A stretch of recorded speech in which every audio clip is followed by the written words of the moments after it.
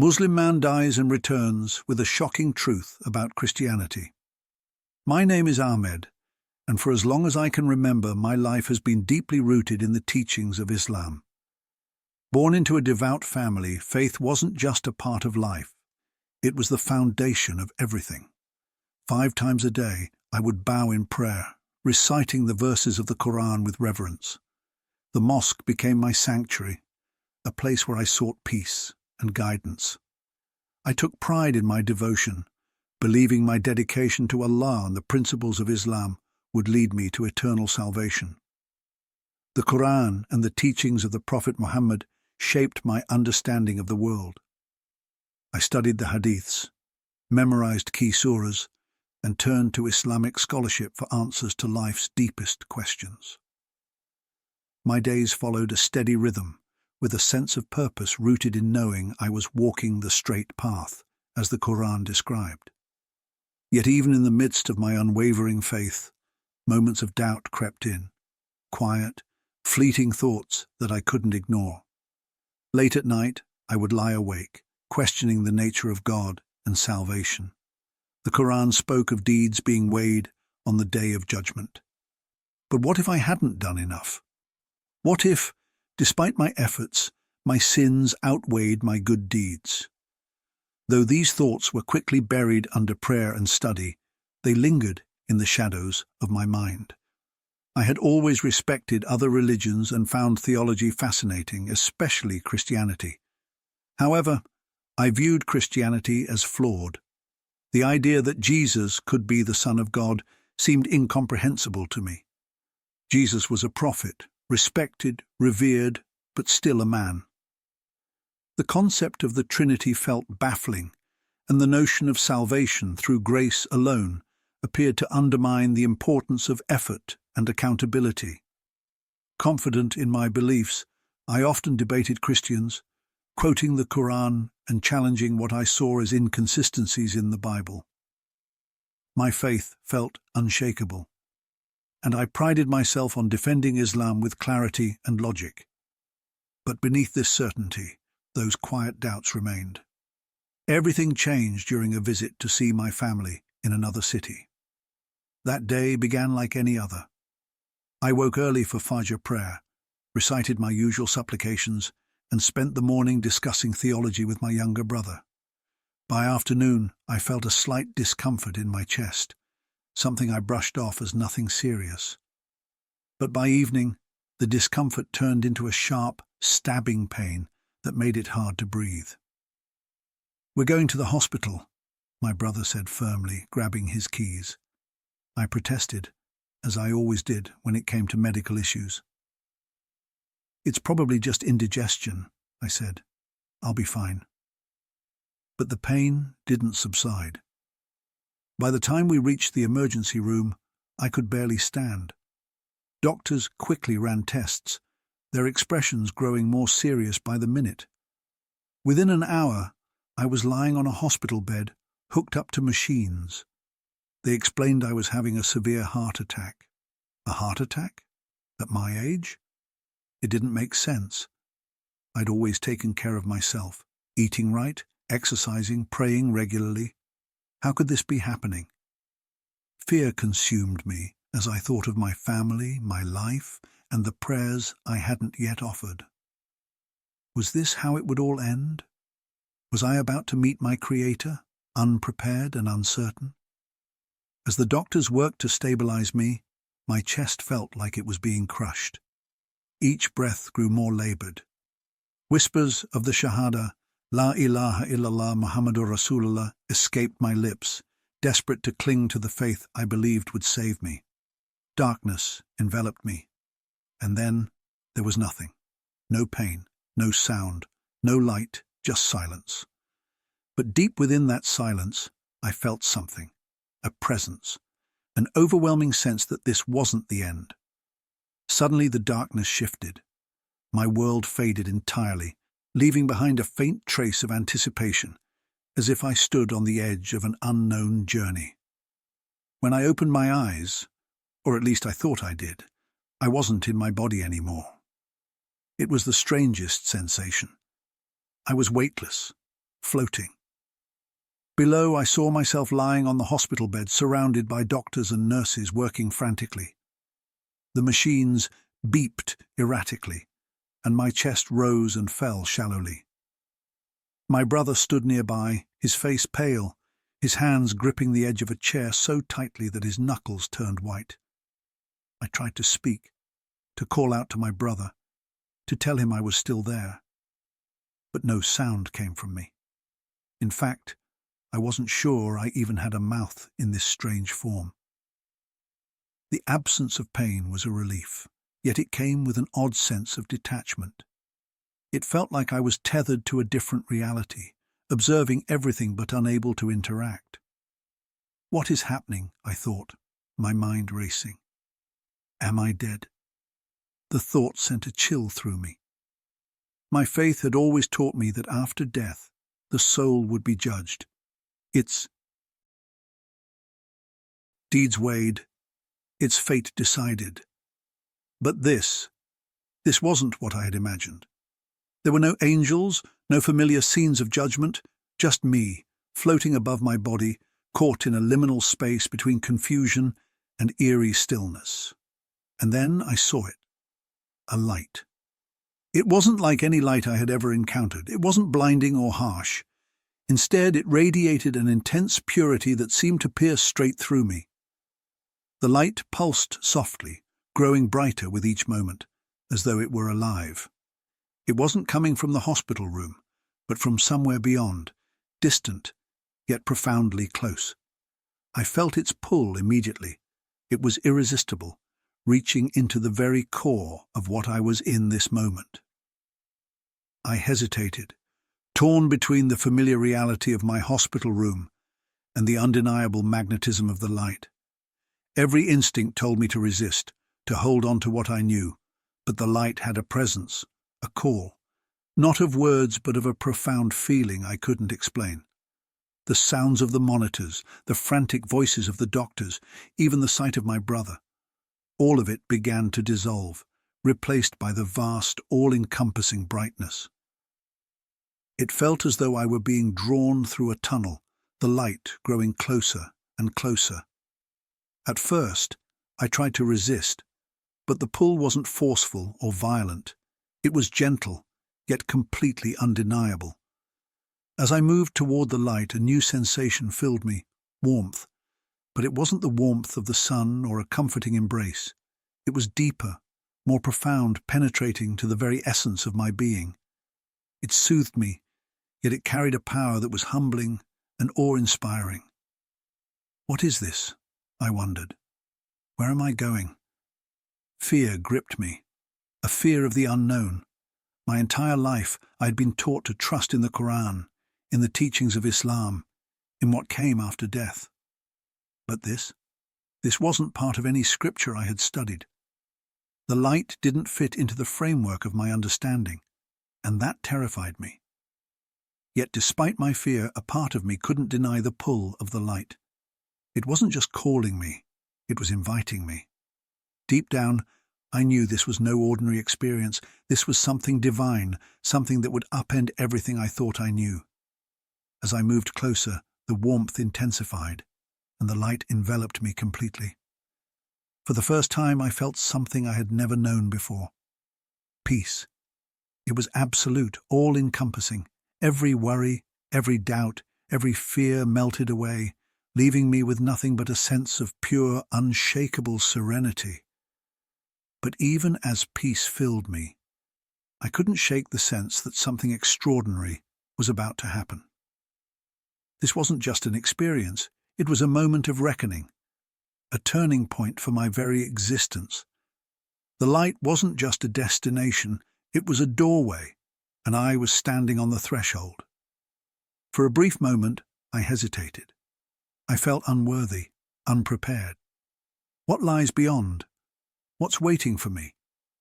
But the light seemed to respond to my unspoken questions, not with words, but with reassurance.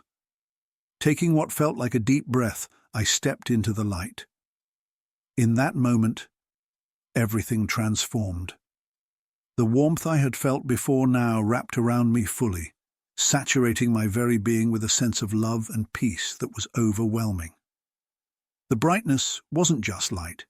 It was alive, vibrant, and pulsating with unimaginable power. And then I saw him. At first, it was hard to make sense of what I was seeing. A figure emerged from the brilliance, radiating a presence so majestic and powerful that I was immediately struck by awe. As he stepped closer, waves of love and compassion poured from him. It wasn't just an emotion. It was as though the very essence of love itself was surrounding me, filling me completely. Who are you?" I managed to ask, though the words felt small and insignificant in the face of such magnitude. He looked at me with eyes that seemed to peer into the deepest parts of my soul, seeing every hidden corner, every doubt, every fear. Yet his gaze wasn't condemning. It was filled with an unfathomable kindness and understanding that left me breathless. His gaze held an understanding so profound it felt as though he knew everything about me, my doubts, my failures, my questions, and yet he loved me completely. "I am Jesus," he said. The words struck me like a lightning bolt. My mind raced, struggling to comprehend. As a Muslim, I had always believed in Jesus as a prophet, respected and revered, yes, but still a man. The idea that he could be the Son of God was something I had rejected outright, something I had debated against time and again. And yet, here he stood before me, more real and vivid than anything I had ever experienced. "That's not possible," I whispered, more to myself than to him. "You're just a prophet. How can this be?" Jesus smiled, a warm, patient smile filled with kindness that seemed infinite. "You have many questions, Ahmed," he said gently, "and I am here to help you find the answers." I wanted to argue, to make sense of what I was seeing, but before I could speak, the world around us began to shift. Scenes appeared in the light, vivid and alive, as though I were being transported to another time and place. The first scenes were familiar, stories of Jesus from the Quran. I saw him healing the sick, giving sight to the blind, and even raising the dead. These were miracles I had always accepted as truth, but now, seeing them unfold before my eyes, they carried a weight and reality I couldn't ignore. The compassion in his touch, the authority in his words, it was unlike anything I had ever imagined. Then, the scenes began to change. I witnessed moments I recognized not from the Quran, but from the Bible, moments I had dismissed before. I saw Jesus at the Last Supper, speaking to his disciples with a love so deep it transcended human understanding. I saw him praying in the garden, his anguish almost palpable as he prepared to sacrifice himself. And then I saw the crucifixion. I wanted to turn away, but I couldn't. I saw the nails, the crown of thorns, the pain etched into his face. Yet, even in the midst of such agony, there was something else, a strength, a purpose. This wasn't just suffering. It was an act of unparalleled love. "Why?" I asked, my voice trembling. "Why did you do this?" "For you," he said simply, "for all of you." His words pierced through me.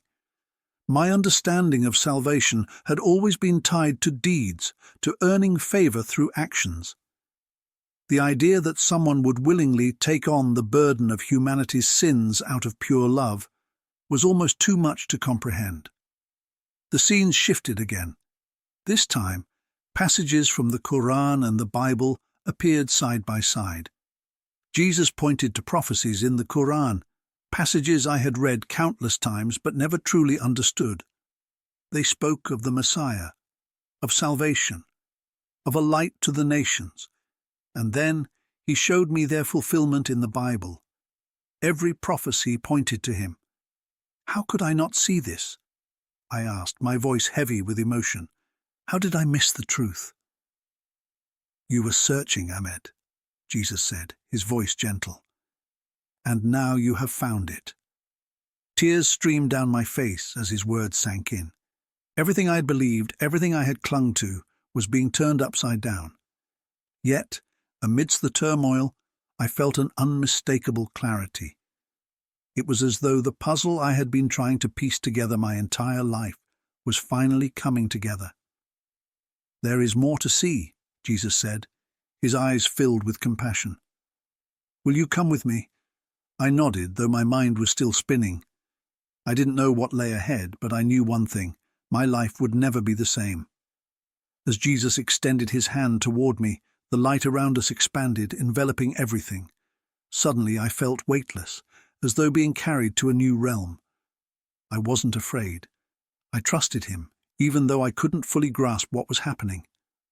The first thing I saw took my breath away. It was a place of unimaginable beauty, filled with colors more vibrant than anything I had ever known.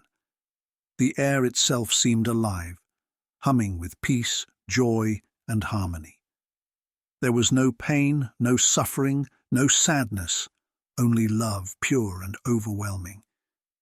In the distance, I saw people of every kind, their faces radiant with joy. They moved freely, laughing and embracing one another, as though they had finally found completeness. "This is heaven," Jesus said, his voice warm and inviting. "This is what it means to be united with God." I could barely speak. The beauty and peace of it all were overwhelming. "It's perfect," I finally managed to say. "This is what I've prayed for, isn't it?" Jesus nodded. "It is the fulfillment of God's promise, but it is not earned by deeds alone. It is a gift given freely through faith." His words hit me like a thunderbolt. My faith had always been about balance, good deeds outweighing bad, prayers performed at the right times, fasting observed correctly. But now Jesus was telling me it wasn't about earning salvation. It was about grace. "Grace?" I asked, my voice trembling with both confusion and hope. "What do you mean?" "Ahmed," Jesus said gently, "no one can earn perfection. No one can live without sin, no matter how much they try. God's love is not something to be earned. It is a gift, offered freely to all who believe. His words settled over me like a wave, both comforting and unsettling. "It isn't something to be earned," he said, his voice steady, yet tender. "It is something to be accepted. That is why I gave my life for you, for everyone, so that through me you could be free." The foundations of my belief trembled. My life had been a constant striving, a relentless pursuit of being good enough, worthy enough in the eyes of God. But here, in this place of unimaginable peace, I was being told it wasn't about worthiness. It was about trust. Before I could fully grasp the depth of his words, the scene shifted. The warmth and light gave way to a cold, oppressive darkness. The air grew thick and heavy, pressing down on me like an invisible weight. In the distance, faint cries echoed, anguished, desperate, hopeless. "This is hell," Jesus said, his voice sorrowful, carrying the weight of immeasurable compassion. "This is separation from God." I didn't want to see it, but the vision became clearer. Figures moved in the shadows, their faces etched with pain and regret. They reached out, searching, yearning for something or someone, but there was no answer. The despair was all-encompassing, cutting through to my very soul. "Why?" I whispered, barely able to form the words. "Why do they suffer like this?" "They chose separation," Jesus said, his tone heavy with sorrow. "God's love is offered to everyone, but not everyone accepts it. Hell is not a place of God's wrath. It is the absence of his presence. It is the natural result of rejecting the gift of salvation." I couldn't look away. The emptiness, the suffering, it was more terrible than I could have ever imagined. Yet even amidst the darkness, I felt a profound love radiating from Jesus. It was as if his heart ached for every soul that had turned away from him. "Do you understand now, Ahmed?" he asked, his gaze meeting mine with unwavering kindness. "The choices you make in life matter, not because of what you can earn, but because of the relationship you choose to have with God." Tears flowed freely down my face. I had spent my entire life striving, fasting, praying, doing everything I could to be good enough. But here, in the presence of Jesus, I realized the truth. He didn't want my deeds. He wanted my heart. Ahmed, he said, his voice soft yet firm, will you accept my gift? Will you trust me to lead you to the Father? I hesitated, not out of doubt, but because of the weight of the moment. Everything I had ever believed, everything I had lived for, was being called into question. But deep within, I knew the truth. I could feel it resonating in every part of me. Yes, I said at last, my voice breaking. I trust you. The light around us grew brighter, warmer, and I felt a peace unlike anything I had ever known. It wasn't just peace, it was freedom. Freedom from fear, from striving, from the crushing burden of trying to earn what could only be given. There is more for you to do, Jesus said, his tone filled with purpose. You must return and share what you have seen. Return, I asked, startled. But I don't want to leave. I want to stay here with you. He smiled, a smile that comforted and challenged me all at once. Your time here is not yet finished. There are people who need to hear your story, Ahmed. They need to know the truth. The light began to shift, and I felt a gentle pull, as though I was being drawn back to the world I had left behind. I didn't want to go, but I knew I had to. Jesus had given me a purpose, and I couldn't ignore it. As the vision of heaven and hell faded, his final words echoed in my mind. Go, Ahmed. Share the truth. I will be with you always. When I opened my eyes, the harsh fluorescent lights of the hospital room replaced the divine radiance I had just left. Pain burned in my chest, and the beeping of machines filled the air. The sterile scent of antiseptic stung my senses, and I realized I was back in my body, back in the world I thought I had left behind. Ahmed, can you hear me? My brother's face came into view, his eyes wide with a mix of shock and joy. I nodded weakly, unable to find the words to respond. My mind was still reeling, trying to reconcile the overwhelming experience I had just undergone with the reality surrounding me. The doctors spoke in hurried tones, marveling at how I had stabilized so suddenly. It's a miracle, one of them said, shaking his head. We thought we'd lost him. My brother gripped my hand tightly, tears streaming down his face. Alhamdulillah, he whispered. You're alive. The word felt heavy, almost foreign. Just moments ago, or what felt like moments, I'd been standing in a realm beyond anything this world could offer.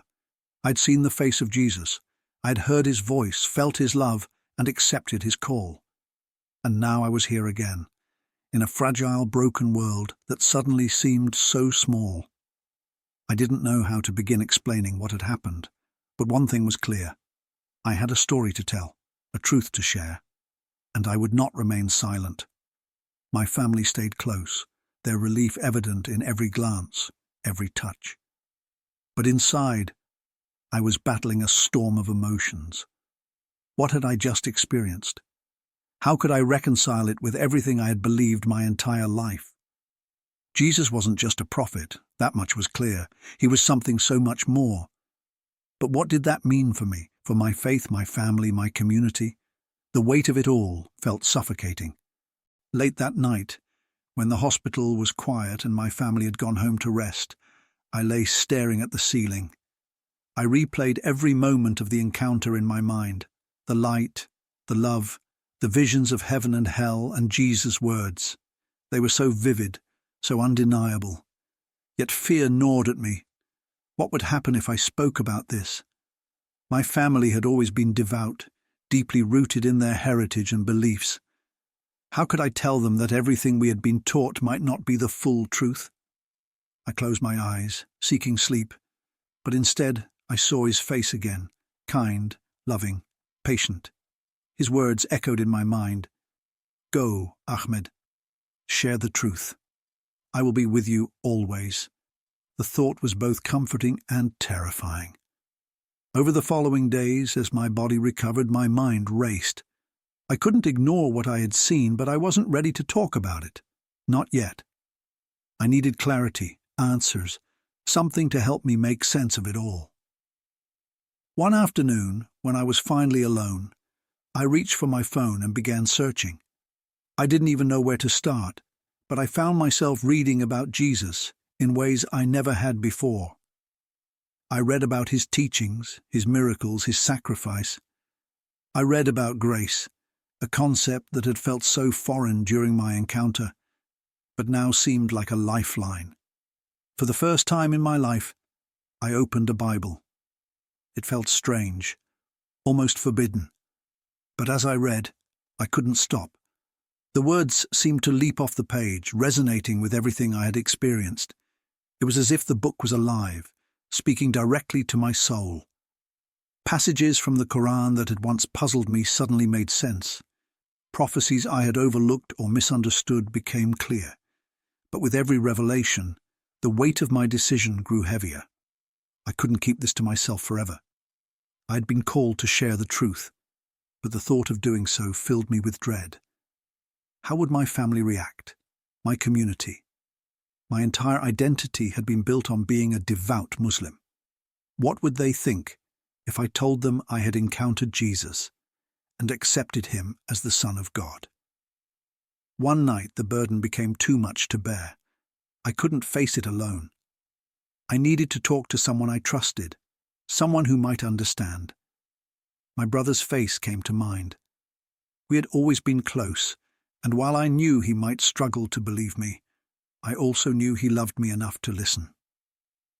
Taking a deep breath, I picked up my phone and dialed his number. When he answered, I could hear the concern in his voice. "Ahmed, is everything okay?" "No," I admitted, my voice trembling. "I need to tell you something that happened while I was gone." There was a pause on the other end. "Okay," he said cautiously. "What is it?" As I prepared to speak, a wave of fear rose in my chest. But then I remembered Jesus' words. "I will be with you always." And in that moment, I knew I wasn't alone. This was just the beginning. When I finally began sharing my story, it felt like stepping into a storm without knowing if I'd emerge unscathed.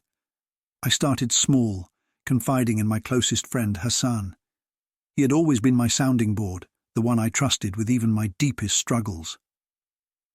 "Hassan," I began hesitantly as we sat over tea, "I need to tell you something. It's different. It's about what happened when I was in the hospital." His brow furrowed with concern. "You mean when we thought we'd lost you?" I nodded. "Yes, I didn't just lose consciousness, Hassan. I went somewhere. I saw something. Someone." His expression grew serious as he leaned forward. "What do you mean?" Taking another deep breath, I recounted everything.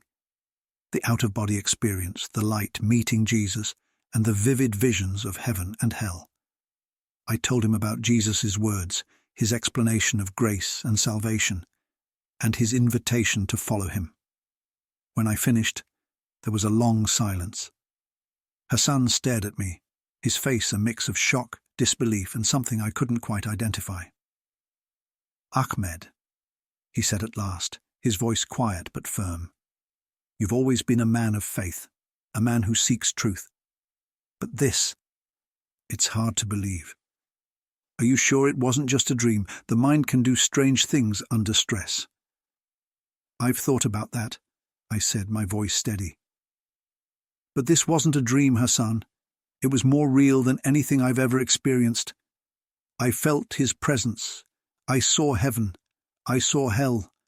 And I know what he told me is true." Hassan looked away, struggling to process my words. "You're sure?" I nodded, conviction filling me. "I am." And so the journey began, one step at a time, one conversation at a time, knowing I wasn't walking. "I'm not saying everything we've believed is wrong," I said gently, meeting Hassan's skeptical gaze. "I'm saying the truth is bigger than we ever imagined. Jesus isn't just a prophet. He's the Messiah. He's the way to God." Hassan shook his head, disbelief etched across his face. "Ahmed, this could ruin you. If you tell people about this, you know how they'll react." "I know," I replied, my voice steady but firm. But I can't keep this to myself. I was shown the truth, Hassan. How can I stay silent? He didn't respond right away. I could see the conflict in his eyes. Part of him wanted to dismiss me, to chalk it up to stress or delirium. But another part, the part that knew me, that trusted me, was listening, considering, and perhaps even questioning. In the days that followed, I shared my story with a few others. I chose people I trusted, people who knew my heart. The reactions were mixed.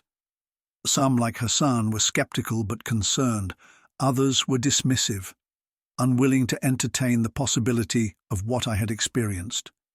But a few listened with open minds, asking questions and showing genuine curiosity. One of them was an older man from our community, someone I had always respected for his wisdom and kindness. When I shared my experience with him, he didn't interrupt or argue. Instead, he said, Ahmed, truth has a way of finding us, even when we're not looking for it. Perhaps this is God's way of opening a new path for you. His words gave me courage. If even one person could see the sincerity in my heart, maybe others would too. But I knew I couldn't stop there.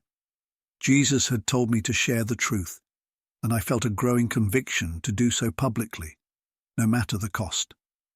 It wasn't about me. It was about him and the message he had entrusted to me.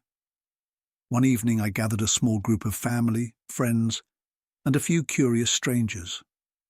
My heart pounded as I stood before them, but I felt a steadying presence, as though Jesus himself was by my side. I know many of you will find this hard to believe, I began, my voice trembling. But I need to tell you what happened to me. When I was at the brink of death, I encountered Jesus. He showed me the truth about God, about heaven and hell, and about grace. He called me to share this with you. The room fell silent, my words hanging heavy in the air. I could see a range of reactions: shock, confusion, curiosity, even anger. But I pressed on, recounting every detail of my encounter, every revelation, and every truth I had come to understand. When I finished, some walked out, their faces closed off. Others stayed, their expressions thoughtful, as if wrestling with something deep inside. A few approached me afterward, their eyes filled with questions. "Do you really believe this?" one man asked, his tone skeptical but not dismissive. "I don't just believe it," I replied with quiet conviction. "I know it, and I hope you'll seek the truth for yourself." As time went on, I found ways to bridge the gap between my Islamic upbringing and my newfound faith in Jesus. I spoke about shared values: love, compassion, devotion to God. I showed how prophecies in the Quran pointed to Jesus and how his message fulfilled God's promises. My goal wasn't to tear down anyone's beliefs, but to open hearts to the possibility of something greater. Slowly, I began to see lives touched. Some were moved to explore the Bible for the first time, while others began to question the rigidity of their perspectives. Through it all, I felt Jesus guiding me, giving me the words to say and the strength to keep going. But I knew the journey was far from over. There were more people to reach, more challenges to face. As I prepared for the next step, I prayed for courage, knowing my testimony could inspire some while alienating others. Yet in the depths of my heart, I held on to one unshakable truth: I wasn't alone. Jesus was with me, just as he had promised. For the first time in my life, I felt peace, a peace I had never known before. My faith had always been about striving, about doing enough to tip the scales of righteousness in my favor. But now I understood it wasn't about what I could do. It was about what Jesus had already done. Accepting him as my Savior hadn't been an easy decision, but it was the most freeing one I'd ever made. For the first time, I felt whole. The weight of doubt and fear had lifted, replaced by the certainty that God's love wasn't something I had to earn. It was a gift. The journey ahead was both beautiful and challenging. I began speaking publicly, sharing my story with anyone willing to listen. I told them about the moment I met Jesus, the visions of heaven and hell, and the message of grace that changed my life. At first, the responses were mixed, but with every step, I felt that same steadying presence reminding me I wasn't walking this path alone. Some people were curious, asking thoughtful questions about my encounter and how it aligned with the teachings of both the Quran and the Bible. Others were skeptical, accusing me of being deceived or abandoning my faith. But the hardest reactions came from those closest to me, my family. When I told my parents about my experience, their initial reaction was shock. "Ahmed, how could you say such things?" my father asked, his voice trembling with a mix of anger and pain. "We raised you to honor our faith, to live by the teachings of Islam, and now you're saying everything we've believed isn't enough?" "It's not about rejecting what we've believed," I said gently, meeting his gaze. "It's about seeing it fulfilled. Jesus isn't just a prophet, he's the way to God. He showed me this himself." My mother's eyes filled with tears, and I could see the struggle in her heart. She wanted to understand, but my words challenged the faith she had held onto her entire life. My siblings were equally divided. Some dismissed my story outright, while others seemed quietly curious but too afraid to say so. Those moments were some of the hardest I've ever faced. The fear of losing my family was real, but so was the call to share the truth. I prayed constantly for their understanding, for their hearts to be open to the message of Jesus. Even as I faced rejection, I found comfort and strength in a new spiritual family.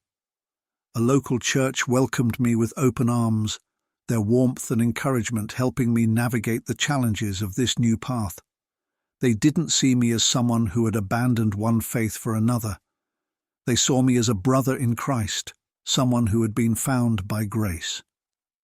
In those early days, I also began connecting with others who had experienced similar journeys. Former Muslims, Christians with Muslim backgrounds, and people from all walks of life who had encountered Jesus in profound ways. Their stories encouraged me, reminding me that I wasn't alone in this transformation. As I continued to share my testimony, I began to witness lives being changed. People who had once been indifferent to faith started asking questions.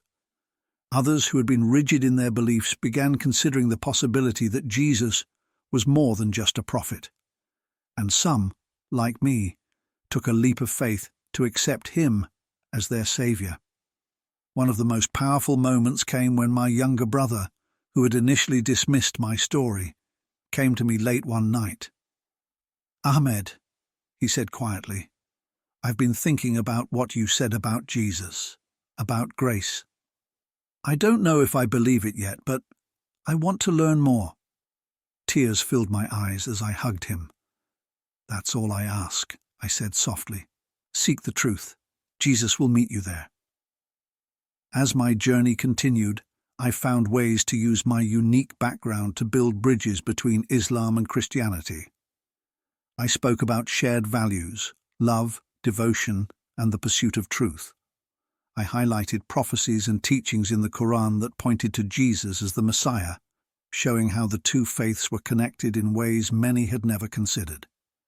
But I also made it clear that the message of Jesus went beyond religion. It was about relationship, a personal connection with God made possible through his sacrifice. It was about grace, forgiveness, and a love that surpassed anything I had ever known. Looking back, I can see how God used every part of my life, my upbringing, my doubts, even my struggles, to prepare me for this mission. The journey hasn't been easy, but it has been worth it. Every rejection, every difficult conversation, and every moment of doubt has been overshadowed by the joy of seeing lives transformed by the truth of Jesus. As I close this chapter of my story, I want to leave you with this. Seeking the truth takes courage. It means being willing to question everything you've ever known, to step into the unknown, and to trust that God will guide you. But I promise you this, It's worth it. If my story has touched your heart or stirred something within you, I encourage you to seek Jesus. Open your heart to him, and he will meet you where you are. Thank you for listening to my journey. If you'd like to share your thoughts or ask for prayer, please leave a comment below. And if you're curious to hear more stories like mine, check out the videos on your screen now, each one a testament to the power of faith, grace, and God's unending love.